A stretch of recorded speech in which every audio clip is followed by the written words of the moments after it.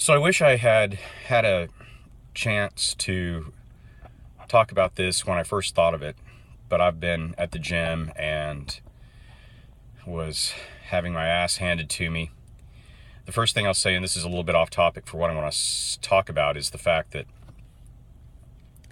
unless you are the kind of person that can really, really push yourself to your limits, you need to be working out with other people. I need to be working out with other people at least periodically, because you are going to play to your own strengths. You're not going to push yourself. You need other people's input to get stronger. There's no way around that. Nobody's born an expert. Nobody's born able. Well, some people probably are, but it's being pedantic to say that. Nobody's able to just push themselves to anywhere near what we call 100%. That takes other people to do it. And I don't even really believe in giving 100% unless you die doing whatever you're doing. That's giving 100%. That's a topic for another time. But what I've been thinking about a lot lately is spirituality.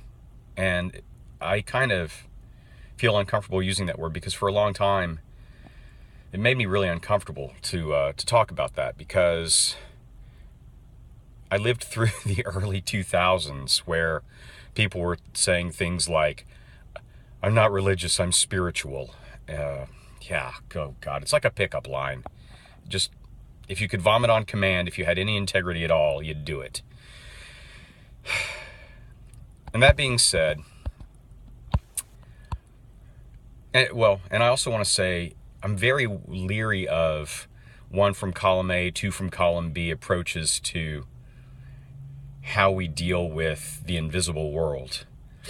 And that's because, like with working out, it's easy to choose the things that we feel like we're already good at. Whereas if you follow a path that's handed to you by tradition or by a teacher or whatever, you just find in a book, then you're going to have to face things, unless it's a really wishy-washy path.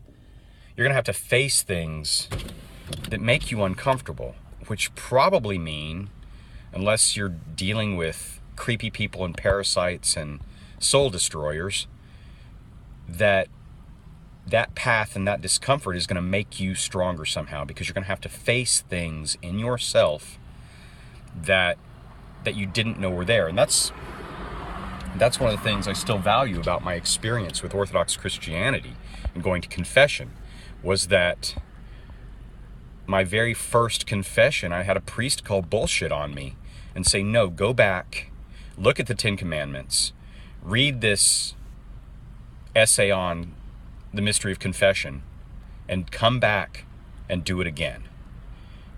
And when I did that, it was like being struck by lightning. And I realized, probably for the first time in my life, that I wasn't the person I thought I was. I wasn't as good as I thought I was. And you can be down on Christianity or any other religion that inspires thoughts of guilt and sin for that. And I think that's certainly something that I'm really tired of about those sorts of approaches to one's internal life. I'm tired of feeling miserable about my shortcomings. That's not to say, though, that I think it's good to have this kind of corrupt, weak, degenerate moral life.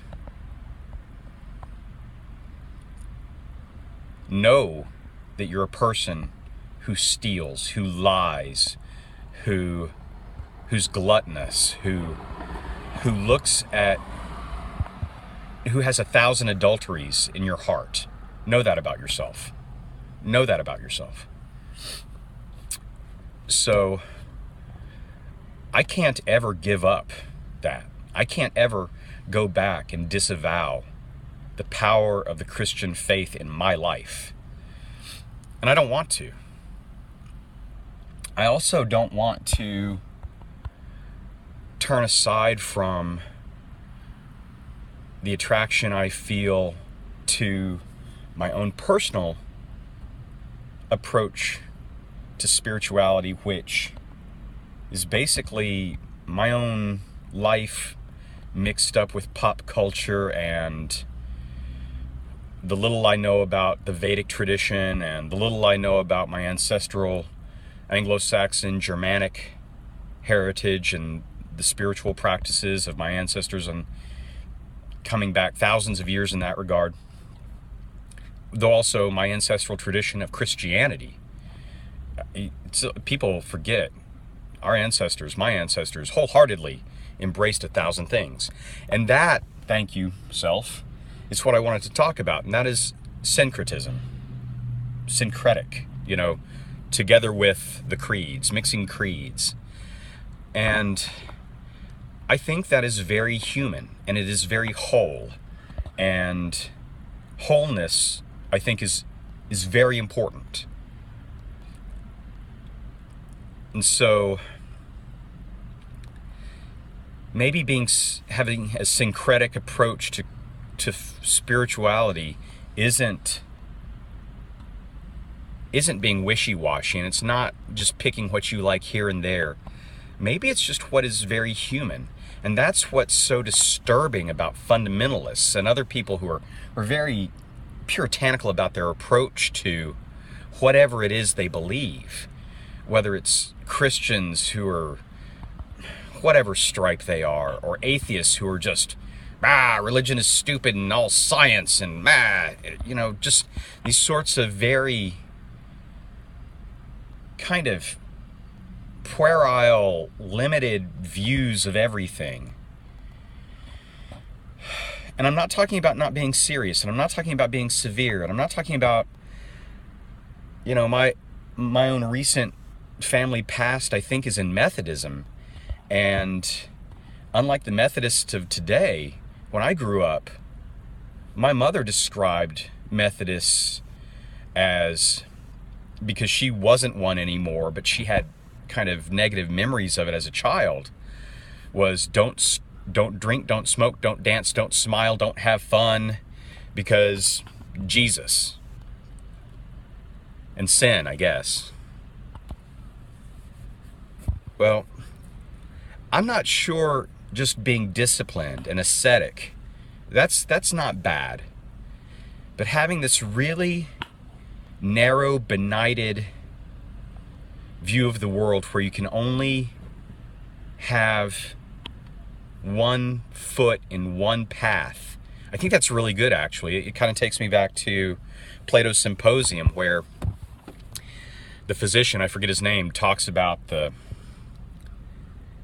humanity starting off with having 2 heads and 4 arms and 4 legs and rolling around and being monstrously, prodigiously powerful, and the gods getting so scared of us that they split us in half, and that's the origin of love, that we're all looking for our own halves, and that's the origin of, I guess, sexual preference and our own character, where men are most masculine and women are most feminine, and women are, children of the earth, are most, I don't know, sexually ambiguous. I think there might be some joking in there, I don't know. But anyway, and that if we don't settle down again, the gods are going to cut us in half again, so that love will be this impossible thing to achieve between 4 creatures that all have 1 eye and half a mouth and 1 leg and 1 arm, that are all hopping around.